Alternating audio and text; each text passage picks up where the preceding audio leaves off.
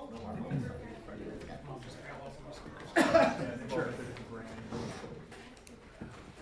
Okay. See what we're doing.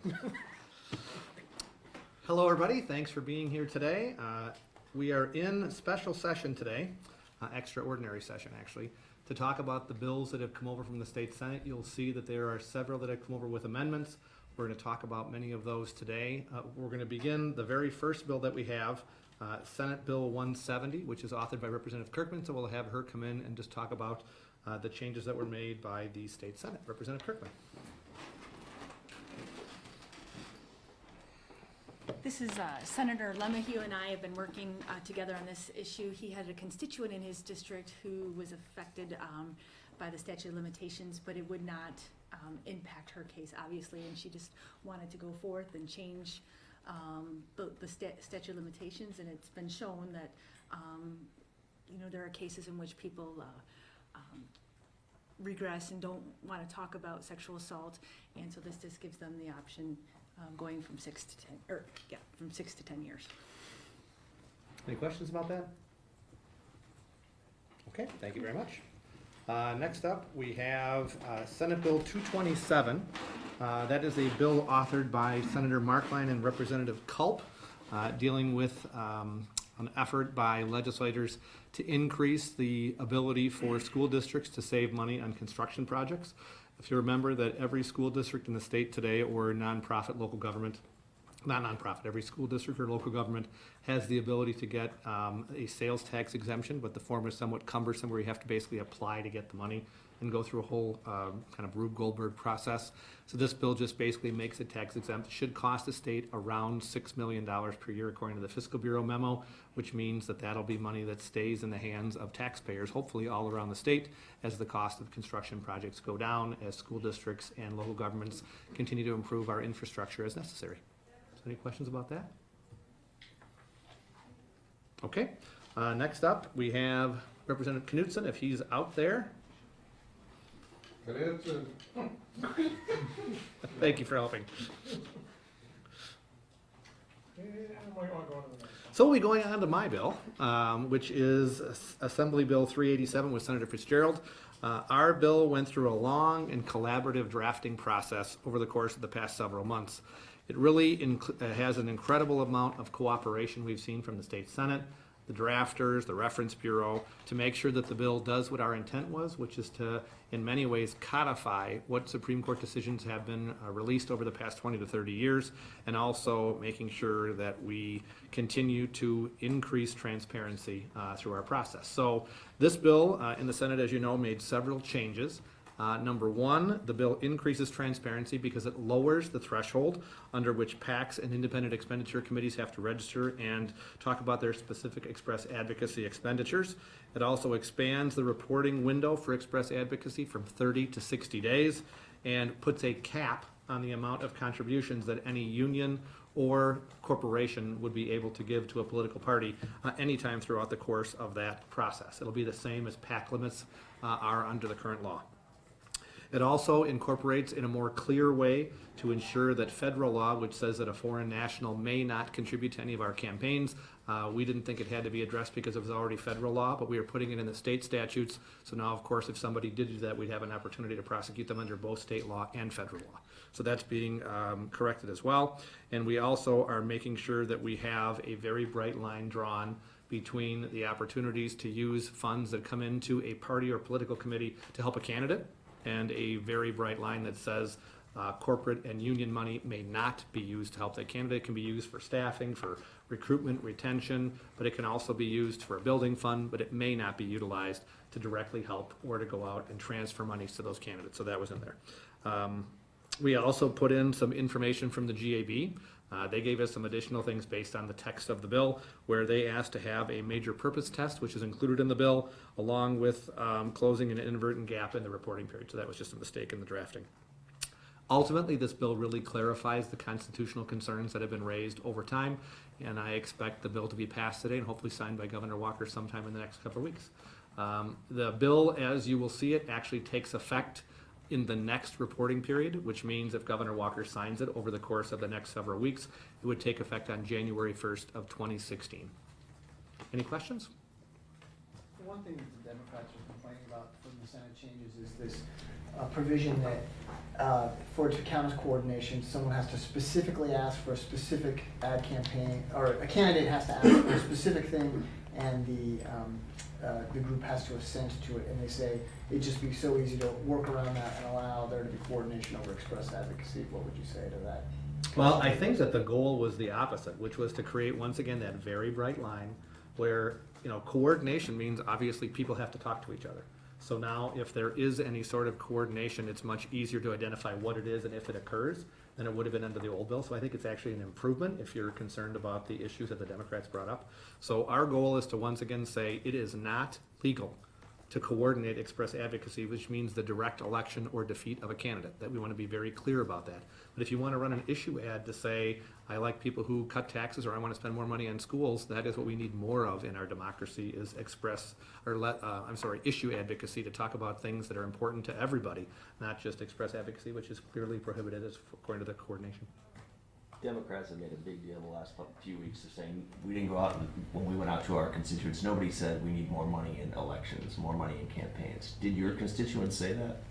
So yes, we have talked about the fact that they want free speech.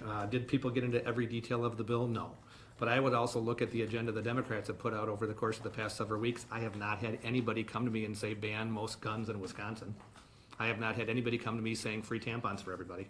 I mean, so I think that it's your definition of what you believe, you are hearing from your constituents. I think good government can happen in all kinds of ways, which is our process is pretty simple. It's codifying what the Supreme Court asked us to do. So yes, did I hear it directly from constituents over and over? No, but we heard very loudly from the court saying you have this labyrinthian, complex, very difficult statute that you need to fix, and that's what we've done. Any idea how many constituents have contacted you in favor of this kind of thing? Oh, I don't even know. Not many. So Not the bad. Democrats recused themselves last time on this bill, and now they say they have amendments. Will you be accepting their amendments and allowing them to debate the bill since they've already recused? No, we actually had discussions. We did the research. The GAB actually has very clear guidance for people who are involved in local government in Wisconsin. The way a recusal is supposed to work, and that's what happened when I was on our county board, if I recuse myself, I take myself out of the conversation before debate begins. You, technically, on my county board, you would go and sit in the audience. You're not allowed to participate. So when they made the decision, I think wrongly, but they had the right to do it, to recuse themselves, that's for the entire bill from that point forward. You can't choose to recuse yourself off and on based on how you're feeling that moment that day. So unfortunately for them, they will have an opportunity to watch but not participate because they chose to recuse themselves. So they can't offer amendments. Correct. Can you explain that? Now, there's one person who can, Representative Reamer paired with Dale Coinga, so he was the only person on that side of the aisle to not recuse himself. So he would have the ability to actually do that if he chose. Have they been apprised of this yet? Yeah, we had a conversation earlier with Representative Barca, and it's my understanding it's their intention not to offer any amendments to the campaign finance reform bill. They had several amendments that they wanted us to consider. We brought them up in caucus. None of them were taken up by our caucus. We informed them of that, and then at that point, they decided that they said that they weren't going to be bringing them forward, or they knew that they can't bring them forward, so they were asking us to bring them forward if we agreed to any of them. What, are you going to bring them forward? No. Because Representative Barco was just had a press conference. She said they had amendments to the bill. So that's a surprise to you. Yeah, it's a surprise. It's not a surprise to me that they had offered amendments to us, but they specifically said that they were not going to be bringing them up on the floor.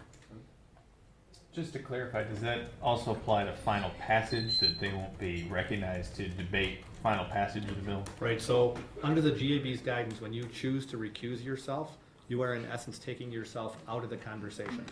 If they had done what I would have, if they would have asked my advice, abstention means you are just temporarily not voting on something, but you have the full rights of participation. But when you stand up and say, I recuse myself, that basically means you are out of the room in essence. So they are not allowed to participate. The only thing that we're debating today is concurrence on an amendment, on Right. final passage. Speaker Vos, I understand your office has received an open records request from a lady by the name of Sheila Plotkin. She has asked if you have specifically tabulated constituent response in opposition against. Your colleague Scott Fitzgerald responded to her open records. His records show 13-1 against the GAB reform bill, all constituent input against the campaign finance bill. You said you don't think there's many. Have you tabulated, will you respond to her open records, and do you know what those specific numbers are, sir? I don't know what the specific numbers are. Of course, we'll respond to our open records request. I can say that I do things differently than most legislators. I try to call back every single constituent myself. I did that for 3.5 hours when I drove back from the forestry tour on Thursday or Friday morning it was. There were several people that I called back who were opposed to the bill, but there weren't dozens. I mean, I don't know the number because I tried to, once again, try to call back constituents, so the number was fairly small, but they'll have to tabulate it and let you know what it is. Can you explain the protection for spouses from prosecution under the coordination laws in the campaign package and why that was added? It was added by the Senate.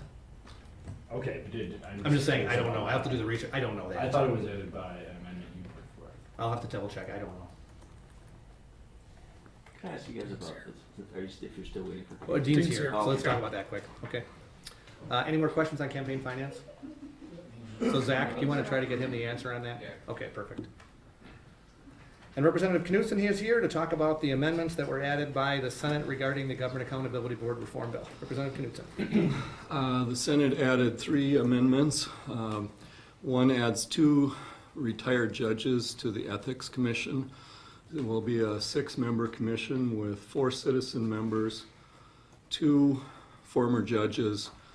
Each of those former judges will be appointed through a process similar to what we had in our Assembly bill for the clerk appointments to the Elections Commission, meaning that the Republican legislative leaders would put forward a pool of 3 names from which the governor chooses one.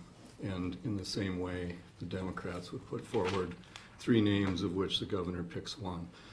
The second thing they changed was to prohibit those former clerks or former judges from serving as the chair of the commission. And the final one is they addressed their concerns over a potential deadlock on the appointment of the administrators of the commissions by saying that if after 45 days they haven't come up with a name to put forward for confirmation, that the JCLO would be able to take action and put forward a temporary administrator. Any questions? What's your view on the latter change? Democrats are saying that that's going to result, these new commissions are gonna deadlock, and you're gonna end up with, in what is right now a Republican-controlled committee making appointments for these administrators. Is that a concern for you at all, or? I understand the thinking that the Senate had in putting this forward, that they were concerned about potential deadlock. However, I don't really agree with that, and I think that citizen members, along with the clerks or the judges, are going to come to these new commissions, and they're going to want to come together quickly and efficiently to make their choices. So I have every hope and expectation that they'll actually make the choice themselves. It's not a change that I had included in all the months of looking at this, but it's one that I think we'll accept today, because the biggest failure for us would be to fail to reform the Government Accountability Board. It can't go on the way it's been.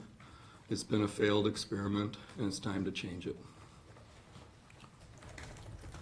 More questions? How would you feel about current or former members of the GAB being appointed to those retired judge positions on the new commission? If they're citizens of Wisconsin still, and they'd be eligible, they'd have to go through all the same procedures to be appointed, and that would be allowed under our bill. Any more questions? Okay, couple other issues. Thank you very much. Thank you. Couple other issues that I would hope you would help us with a little bit today. We are going to begin the session today actually by, I'll make a few brief remarks, and then we are going to play the French national anthem, followed by the United States anthem. So it'd be nice if, as we are showing the public that we are not afraid of the terrorists here in Wisconsin, and that we are showing that we have definite sympathy and we understand the frustration of the French people. So we want to make sure we show them that we are standing in solidarity. So if you could do that in any way to help show that, I think that's good for our country. I think it's also good for Wisconsin to show that we stand together on something where we rise above partisan politics to do so. On that issue, Mhm. we're still waiting for a comment from Governor Walker on whether or not Syrian refugees should still be allowed to go to Wisconsin. There's a bill that I think one of your members is sponsoring, Tom Larson, to basically direct DCF to seek federal grants to resettle Syrian refugees here. Have you seen that bill, and would you agree with that in concept?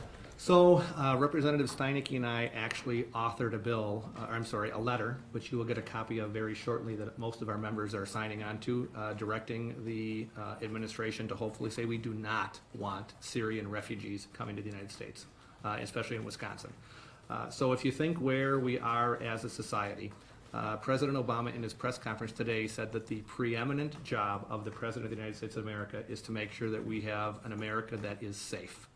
And I think that at a point where we now know that some of the terrorists who had the attack on the French people got through the refugee program where they were actually refugees from Syria, I think that it makes all of our own people incredibly nervous. And I think we want to do our own due diligence before we open up the floodgates of America to say, come to our shores, especially locating in Wisconsin. So our colleagues are actually putting out a letter that is pretty plain and saying we do not want Syrian refugees relocated to Wisconsin at this time. We would ask that the State Department and those who are involved in the process stop, pause, and make sure that the American people are going to be guaranteed that we are absolutely safe. And then at that time, we could consider the possibility of bringing in individuals who've been properly vetted, as opposed to just opening the doors and taking a chance that something could happen in Wisconsin. Well, let's think about what's happened over the course of the last year. A number of months ago, the president called ISIS the JV team. I think we've all found out since then that they're anything but.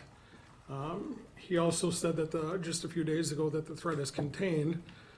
Then we had the Paris attacks. We found out that the truth is anything but. They are not contained. And now he's trying to assure the American public that somehow ISIS doesn't have the capabilities to attack us on our own soil. As legislators, people that are responsible for the protection of our citizens in Wisconsin, and hopefully Congress has the same thoughts about the people of the United States. We have a responsibility first to make sure that our own citizens are protected. As much as we feel for the refugees that are fleeing these areas, our responsibility lies with our people first. Do you believe Wisconsin, under the law, can refuse to accept Syrian refugees? We are still working on the details of that, and that's the reason that we had our letter, which is addressed to Jay Johnson, the Secretary of Homeland Security, to make sure that we have every opportunity to try to say, let's do this if we're going to, but sometime in the future when we can guarantee that the people who are coming are not a threat to the United States. And that's why we are trying to use our ability to influence the process. I don't think we can pass a bill that says we are going to ban refugees from being here in Wisconsin, but we certainly think it's ill-advised at this time. And that's why the bill that was introduced, I think, was wrong. I certainly do not support a bill which is going to provide Wisconsin taxpayer dollars to help resettle people from Syria. So that bill will not be advocated by people on our side, and it certainly will not advance through the process because I just don't agree with it. So when you say you sent the letter to the administration, you mean the Obama administration? Correct. You haven't asked the governor No. to put out any state, okay. No, we're just doing it on our own. This is legislators who are standing up saying, we think it's the role of legislators, especially who are here today, making sure that we understand, first of all, we have sympathies with the people in France, and we have sympathies with the people who are fleeing oppression. But as Representative Steinecke said, our job is to make sure people in Wisconsin are safe first before we open up our arms to others. Do you think the governor needs to speak up on this issue as governors in other states have? I hope he will. I haven't talked to him about it, so I assume that he would be similarly interested as we are to make sure that Wisconsin is protected, but I don't know his position at this point. And you just have plans to send the letter soon, right? Yeah, it should go out. We're just getting signatures on it. It should go out shortly. In the future, what would it take to convince you that this is a good thing that can be safely done to accept a refugee? Well, first of all, we have to have a process where we are vetting who is coming through our shores. I think that, anybody who wants to apply for legal status in the United States goes through a pretty thorough background check. They don't just walk through the border and say you're here legally. I would say that would be at least the first step that we should take. We also need to make sure that they have no ties with known terrorist organizations before they walk through our borders. And my understanding is that was not necessarily planned to have been done based on media reports. I don't have any expertise on it, but I certainly think that's the kind of thing that would be the bare minimum that we would do sometime in the future. But there's a lot of chaos going in Europe right now, and when you look at the millions of refugees who are flowing through Europe's borders, it worries me a lot that they are not going through the proper checks to get through those borders, and I don't want them to come here through some kind of a tourist or a temporary visa without having that adequate background check. Well, let's remember these attacks in Paris weren't done by an army of ISIS members. They were done by what we know of 8 people.